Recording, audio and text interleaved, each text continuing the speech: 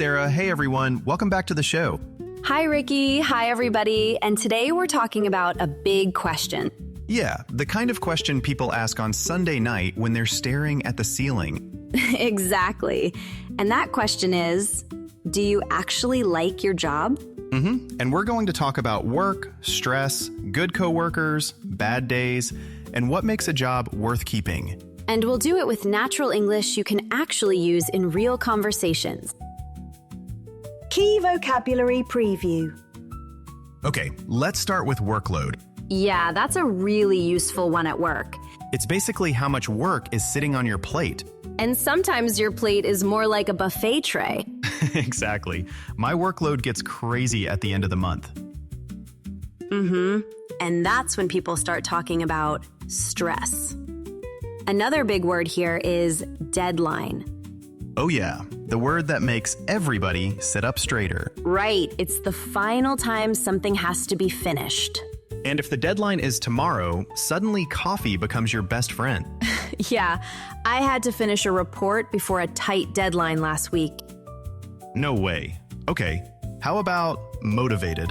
I like this one because it changes everything. Yeah, when you're motivated, you actually want to do the work well. Exactly. It's not just having energy, it's having a reason. I feel more motivated when my boss trusts me to make decisions. Oh, totally. Trust can be a huge motivator. Then there's burnout, and that's a heavy one. Yeah, that's more than just being tired. Right. It's when stress goes on for so long that your mind and body just feel done. I've seen people hit burnout after working late for months. That's why rest isn't lazy. It's necessary. Yeah. Let's end with flexible, because that one feels hopeful. It does, especially now that so many people care about work-life balance. If a job is flexible, you can usually adjust your hours, location, or routine. And that can make a huge difference for parents or anyone with a busy life. My friend's company is flexible, so he works from home 2 days a week. Honestly, that sounds pretty satisfying already. Conversation. Daily life and feelings. So be honest. Do you actually like your job? Wow, we're starting with the big question. Yeah, I do, but it really depends on the day. Some mornings I feel really motivated, and other mornings I stare at my laptop like it's personally attacking me. That's a very healthy relationship with technology. But I get it, because liking your job isn't just one feeling. You can like your career and still hate your Tuesday. Exactly. And sometimes your salary is fine, but your workload is just ridiculous. Yeah, that balance is everything. For me, a job feels satisfying when I finish the day and think, okay, I actually did something useful. It doesn't have to be glamorous. Right. I just want to feel useful and not totally drained. See, that's the part people don't say out loud enough. A good job isn't only about getting a promotion. If the promotion comes with 12-hour days and weekend emails, that's kind of a trap. A shiny trap. Exactly. With a nicer title and worse sleep. Honestly, flexible hours matter more to me now than they did a few years ago. If a job is flexible, I can take a walk, reset my brain, and come back less grumpy. No way. I said less grumpy, not magically delightful. Fair enough. I also think coworkers can make or break a job. You can survive a boring task if your coworker is funny and helpful. So true. But one dramatic coworker can turn a normal meeting into a soap opera. Every office has one. And deadlines change everything too. I'm pretty calm until 3 things are due at the same time. And then what? Then I become weirdly silent and start making very aggressive to-do lists. That's kind of scary, actually. But yeah, when the workload stays heavy for too long, people stop feeling motivated. That's when burnout starts sneaking in. Yeah, and burnout doesn't always look dramatic. Sometimes it just feels like you don't care anymore, even about things you used to enjoy. That's the part that gets me. So maybe the real question isn't just, do you like your job? Maybe it's, does your job still leave you enough energy to enjoy your life after work? Yeah, because a good career should support your life, not eat the whole thing. Language breakdown. Part 1. Let's start with, be honest. Do you actually like your job? Yeah, and be honest makes it feel personal and direct, like you're asking for the real answer. Right, because if you skip that part, people might give the polite fake answer. Exactly. And the word actually adds a little emotional pressure because it suggests the answer might surprise you. Oh, that's good. Now, what about that balance is everything?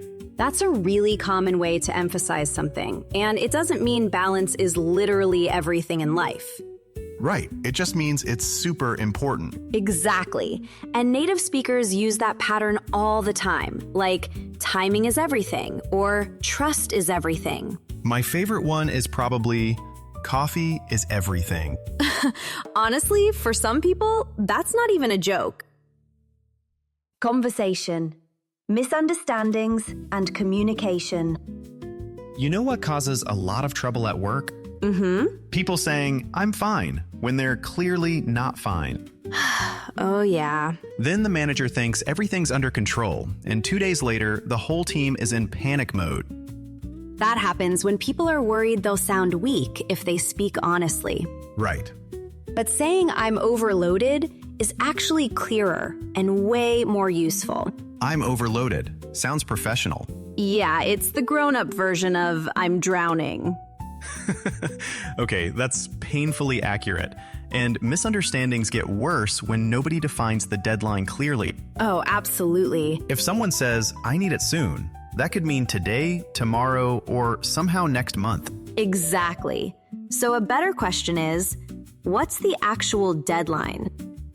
I like that word, actual, because it cuts through vague language. It's polite, but it's also kind of firm. And that's important when the workload is already heavy. Do you think people also misunderstand each other when talking about salary? Oh, totally. Sometimes a manager says, we can't raise your salary right now. And the employee hears, we don't value you. Oof. And sometimes the manager really does value them, but explains it badly. So the language matters as much as the money. Exactly. If they say, we can't change your salary this quarter, but here's what you need for a promotion, that's much clearer. Wait, seriously? Yeah, because now the employee has a path instead of just a disappointment. That makes sense. I've also seen problems between coworkers when one person is super direct and the other is more indirect. Oh, that's a big one. One coworker says, this report needs changes, and the other hears, you did a bad job. Right, so adding one small line can help, like, this is a strong start, and I think a few changes will make it clearer. That's the nice version. It's the useful version. Fair enough. And when people feel heard, they're usually more motivated to improve. Yeah, nobody gets motivated by feeling attacked. And if those bad conversations keep happening, people can slide into burnout without even noticing at first. No way. Yeah, because they're not just tired from work. They're tired from guessing what everybody means. So clear communication isn't just nice, it's career survival. Exactly. And a satisfying job usually isn't perfect. It's just a place where people can say what they mean and still feel respected. Language breakdown. Part 2.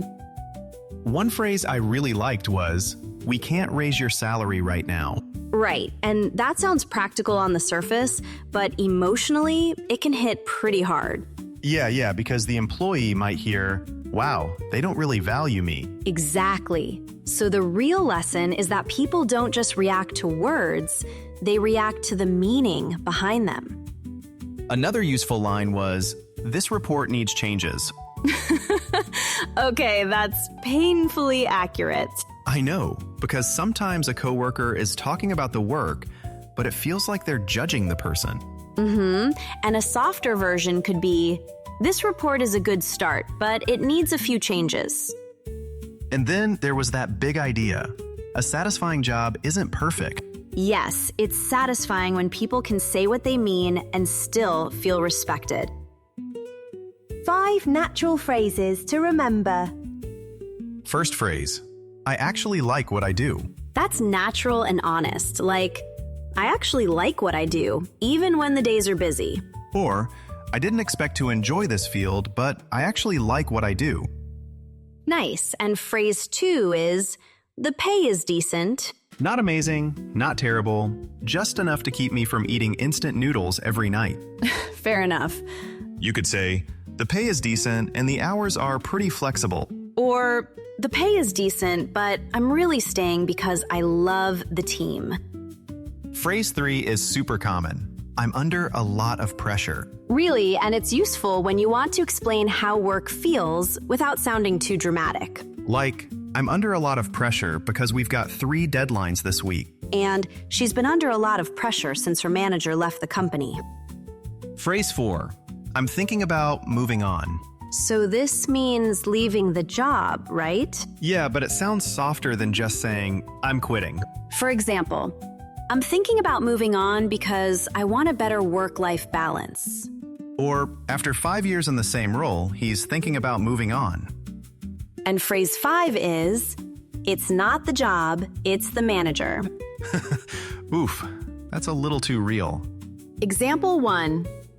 It's not the job, it's the manager, so I'm not sure I want to stay. Example 2. She loved the work, but in the end, it wasn't the job, it was the manager. How to study smarter. If you're studying this topic, don't just memorize the word salary by itself. Right, learn it in a full sentence, like, the salary is okay, but the workload is too much. Exactly, because your brain remembers stories and situations better than random lists. Also, steal lines from us. Yes, please do. And then change one small part so the sentence becomes yours. So if we say, I'm under a lot of pressure, you can turn it into, my coworker is under a lot of pressure. And one more tip. After this episode, talk about your real job or dream job out loud for 1 minute. No perfect grammar, no pressure. Just keep talking until the words start to feel natural. Final vocabulary review. Let's do a fast review, and I'll start with career and salary. Go for it. Career is your long-term work path, like, he's building a career in design because he loves creative work. And salary is your regular pay, like, her salary improved after she joined a larger company. Nice. And promotion and coworker are super useful too. A promotion means moving up, like, she got a promotion after leading a successful project. And a coworker is someone at work with you, like, one of my coworkers always brings snacks on Monday. Right, and then we've got workload and deadline. Workload is how much work you have, like, my workload is lighter in the morning. And a deadline is the final time to finish something, like, we missed the deadline by 1 day. And what about motivated and burnout? Motivated means you feel ready and eager to work. Like, I feel motivated when my ideas are taken seriously. And burnout is that exhausted, stressed state. Like, too many late nights pushed him into burnout. Perfect. And our last 2 are flexible and satisfying. Flexible means a job can adjust to your schedule or style. Like, my job is flexible enough for me to work from home twice a week. And satisfying means it gives you a good, meaningful feeling. Like, helping customers solve problems is surprisingly satisfying. If you can talk about your career, salary, promotion, coworker, workload, deadline, motivated, burnout, flexible hours, and satisfying work in your own words, you're doing great. Keep going and be proud of every small step, because real English grows one honest sentence at a time. And that's a wrap for today's episode. Thank you so much for listening to Vibe English Podcast. If you enjoyed this episode, please subscribe and leave us a comment. It really means a lot. We'll see you in the next one. Keep practicing your English. Bye. Bye-bye.